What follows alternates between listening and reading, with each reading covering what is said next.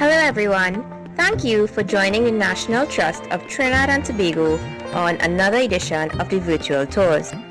In commemoration of Indian Arrival Day, we're taking you on a special tour of Nelson Island. Nelson Island has been used for different purposes during our history.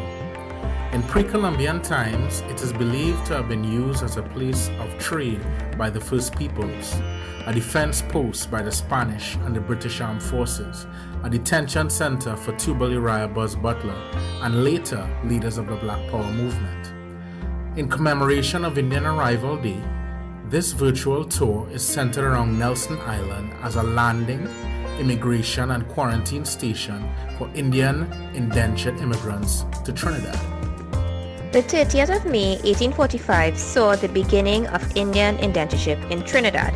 The Fatal Razak docked in the Port of Spain harbor with 225 adult passengers on board. After several trials of immigration schemes, the Indians were brought to the British colonies to work on the plantations after the abolition of African slavery. In 1866, the decision was made to set up an Indian immigration depot on Nelson Island because of several issues with the newly arrived immigrants in Port of Spain. Therefore, on 26 December 1866, the SS Humber arrived on Nelson Island with 329 men, 84 women, 32 boys, and 14 girls. On the 15th of February 1867, Governor Arthur Gordon announced that Nelson Island would be used as the Indian immigration depot. During the 51-year period from 1866 to 1917, over 200 ships brought Indian immigrants to Nelson Island. This island provided a place of rest and rehabilitation before being processed and sent to the various estates. So come on, let's take a closer look. We are surrounded by the Gulf of Paria, and this area was where the slipway was located. The disembarkation process involved moving the immigrants from the ship onto barges or small craft, and then lastly onto Nelson Island via this area. Upon arrival, immigrants were registered and medically examined by the colonial officials. The registration process took place here in the Hall of Peoples.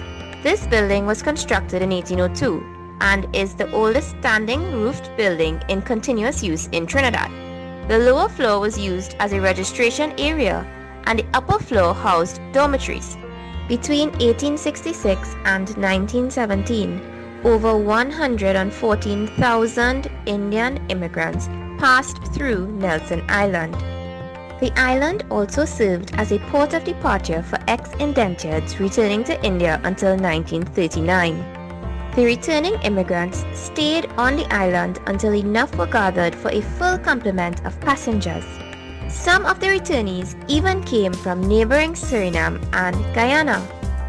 Over here we have the ruins of the Marian Hospital. The journey from India to the West Indies took 8 to 10 weeks. Upon arrival at Nelson Island, the immigrants who were sick were treated at this facility. Conditions aboard the vessels were cramped and depressing, and there were frequent outbreaks of such diseases as cholera, typhoid, and measles, which led to high mortality rates on some of the journeys. Those with contagious diseases were transferred to Lenigan Island. This building was the mess hall. One of the uses of this area was for dining.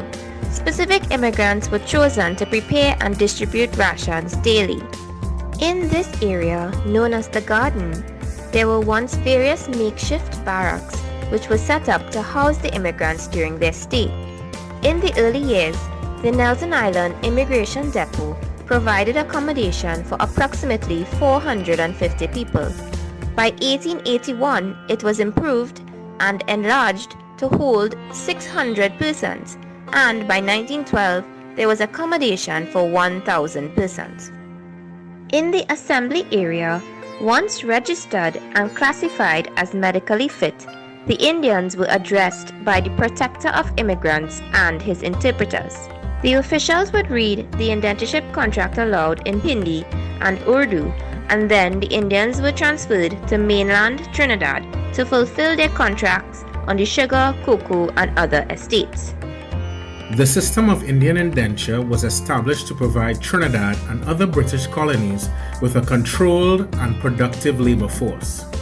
Indian immigrants added their religions, culinary traditions, and other aspects to Trinidad and Tobago's cultural mosaic.